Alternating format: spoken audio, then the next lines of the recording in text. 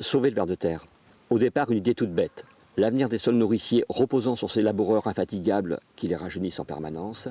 Christophe Gatineau est loin d'être le premier à s'intéresser au ver de terre. Charles Darwin lui a consacré un livre que l'on retrouve dans sa quasi-intégralité dans Sauver le ver de terre. Et il avait compris déjà qu'il est essentiel à la survie de toutes les espèces. Un sol sans ver de terre, pour faire simple, c'est un sol sans vie. Un sol sans vie, c'est un sol qui va fondre, en fait, qui est prédisposé à se retirer et à laisser que les cailloux. En fait, quand un sol vivant, c'est un sol avec des vers de terre, mais aussi avec des bactéries, avec des champignons, avec tout un écosystème vivant. L'éloge du ver de terre, le premier tome, a connu un incroyable succès chez Flammarion. Pourtant, l'auteur a choisi d'autoproduire ce deuxième volet.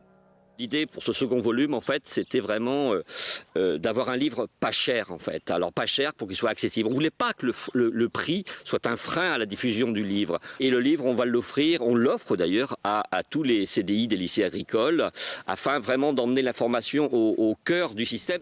Un livre offert aux futurs agriculteurs parce que la solution serait de réconcilier nature et agriculture.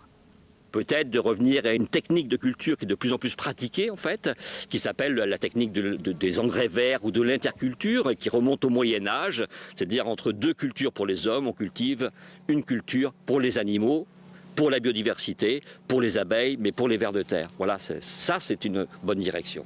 Sauver le ver de terre s'adresse à tous, cultivateurs, amoureux de la nature, simples curieux. Vous y apprendrez que le ver butine, qu'il en existe 150 espèces en France, qu'il est intelligent. Vous apprendrez, c'est sûr, à l'aimer.